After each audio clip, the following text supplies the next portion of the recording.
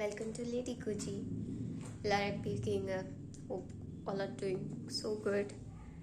இன்னைக்கு வந்து இப்போ தான் இருந்துச்சேன். So we are going to start with a green tea and then cooking, refreshing, எல்லாமே பண்ணலாம்.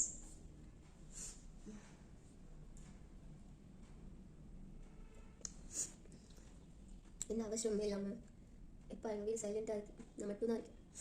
எந்த ஒரு காலையில் ரஷ் ஆஃபீஸ் அது இதுன்னு போகாமல் உட்காந்து அப்படியே கொஞ்சம் நேரம் ஒரு அரை மணி நேரம் ஒரு டீயை குடிக்கும் போது எப்படி இருக்குது.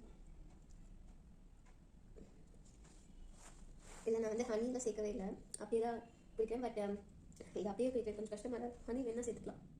ஸோ இந்த ரைஸ் வச்சுட்டு இன்னைக்கு தக்காளி கடைசல் பண்ணலாம். ஸோ தக்காளி கடைசல் வந்து ரொம்ப ஈஸியான ஒன்று, பட் அல்டிமேட் காம்பினேஷன் ஃபார் நல்லா ரைஸ் கூட சாப்பிடலாம். அது இல்லாமல் நம்ம இட்லியில் வச்சோம்னா இது அல்டிமேட் காம்பினேஷன். நார்மலாகவே நான் ரைஸ் வைக்கும்போது தினமும் நினைப்பேன் எனக்கு குக்கர் வெடிச்சிடணும்.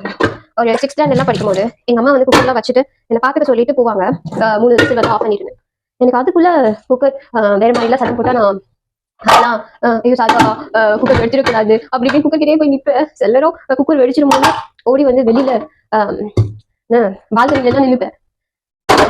எனக்கு இந்த குக்கர் தினமும் வைக்கும் போது இதுதான் தோணும், தண்ணி வச்சாச்சு குக்கர் ஏதோ விசில் இருக்கு நல்லா க்ளோஸ் பண்ணு. எங்கள் வீட்டில் எதுவும் பிரேக்ஃபாஸ்ட் சமைக்க மாட்டோம், அதுக்கு பதிலாக பழைய சாதம் தான் சாப்பிடும். ஸோ எனக்கு வந்து பழைய சாதம் பிடிக்காது, ஆனால் பழைய சாதத்தோட தண்ணி நல்லா சூப்பராக இருக்கும். இதை குடிச்சிட்டோம் அப்படின்னா பிரேக்ஃபாஸ்ட் அல்டர்னேட்டிவ் மாதிரி எனக்கு தோணும். I'm not doctor or anyone else to recommend it, but எனக்கு இது ஃபுல்ஃபில்லாக இருக்கும். ஸோ அதனால நான் தண்ணி குடிச்சிட்டே வேலை பார்க்கலாம். ஸோ இப்போ வந்து தக்காளி கடைசல் பண்ண போகிறோம். அதுக்கு தேவையான இன்கிரீடியன்ஸ்லாம் ரெடி பண்ணிக்கலாம். இதுக்கு ஆக்சுவலாக எதுவும் பெருசாலாம் தேவைப்படாது. உங்கள் வீட்டில் காய் இல்லை டக்குன்னு முடிக்கணும், but it should not so good அப்படிலாம் இருந்துச்சு அப்படின்னா அழகா ஒரு 5 minutes அவ்வளோதான் ஆகும். தக்காளி கடைசல் பண்ணிட்டு ஒரு ரைஸ் வச்சா போதும். That is full pack. So இப்போ வந்து இன்கிரீடியன்ஸ் பார்க்கலாம். இதுக்கு வந்து தக்காளி ஒரு 7 எடுத்திருக்கேன், ஆனியன் ஒரு 3 எடுத்திருக்கேன், அண்ட் தென் பச்சை மிளகாய். ஸோ பச்சை மிளகாய் மட்டும் தான் இதுக்கு போட போகிறோம். ஸோ நீங்கள் உங்களுக்கு ரொம்ப காரம் வேணும் அப்படின்னா நிறைய போடுங்க. நான் யூஸ்வலாக 6, 7, 8 ஸோ 8 போதும் இந்த இதுக்கு.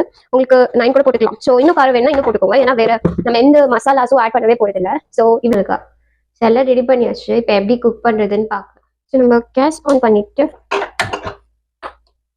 ஆயில் ஊற்றிடலாம். இது நார்மல் ஆயில் தான். ஸோ நான் வந்து 1, 2, 3, 4, 5, 6 so 6 spoon 7 so 7 spoon oil ஊற்றிருக்கேன். ஆயில் கொஞ்சம் சூடாகட்டும். ஸோ கடுகு நல்லா பாப்பிங் சவுண்ட் வரட்டும். வந்ததுக்கப்புறம் இந்த பருப்பு அண்ட் கருவேப்பிலை வாஷ் பண்ணிட்டு அப்புறம் போடலாம்.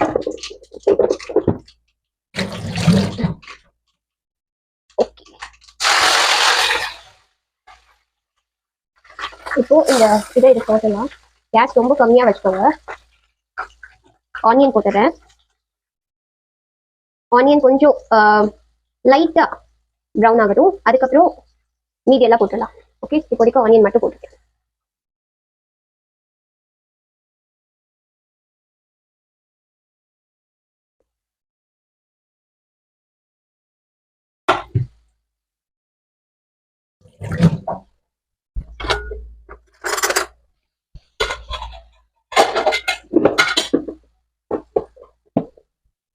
போட்டலாம். ஸோ உப்பு வந்து இந்த அளவு உப்பு போடலாம்.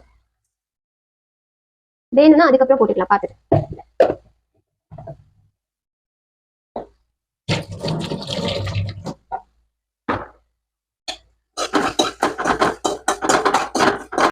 ஓகே, இப்போ வந்து பச்சை மிளகாய் போட்டுடலாம். போட்டுட்டு நல்லா கிண்டி விட்டுட்டு இந்த தக்காளியை போட்டுடலாம்.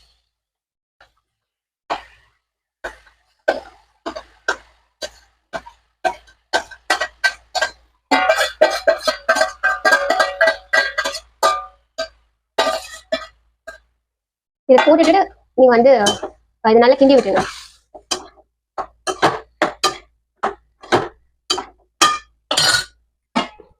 க்ளோஸ் பண்ணிட்டு ரொம்ப ஸ்லோ ஃப்ளேம்ல வைக்கிறேன்.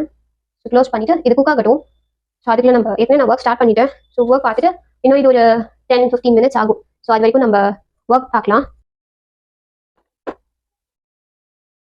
நம்ம ஏற்கனவே குக்கிங்க்கு வச்சிருக்கோம், அது குக் ஆகிட்டே இருக்கட்டும். நான் ஏற்கனவே ஒர்க்கும் ஸ்டார்ட் பண்ணிட்டேன் மார்னிங்கே. ஸோ சைட் பை சைடு அது குக் ஆகிட்டே இருக்கும்போது நம்ம ஒர்க்கும் பார்த்துட்டு இருக்கலாம். Stay tune. இது குக் ஆயிடுச்சான்னு பார்க்கலாம். பார்த்திங்கன்னா நல்லா குக் ஆயிடுச்சு. ஸோ இப்போ இதில் வந்து கொஞ்சமாக நம்ம சர்க்கரை போடலாம். லைட்டாக தான் போடுறேன், இவ்வளோ இதுக்கு வந்து லைட்டாக போடுறேன். ஸோ ஒரு இந்த சர்க்கரை போட்டால் இந்த காரம் புளிப்பு எல்லாத்தையும் நியூட்ரலைஸ் பண்ணுற மாதிரி இருக்கும். அதுதான் இந்த சர்க்கரை போட்டு ஒரு தடவை கொஞ்சம் சூடாகட்டும். சூடானையும் இது இன்னும் பார்த்தீங்களா இந்த பச்சை மிளகாலாம் அப்படியே கொஞ்சம் இருக்குது, அதெல்லாம் இது பண்ணிவிட்டா அது இதாயிடும். பட் பெட்டர் வே வந்து இது நல்லா கொஞ்சம் குக் ஆனதுக்கப்புறம் நம்ம இதை எடுத்து கொஞ்சம் கடைஞ்சி வச்சிடலாம்.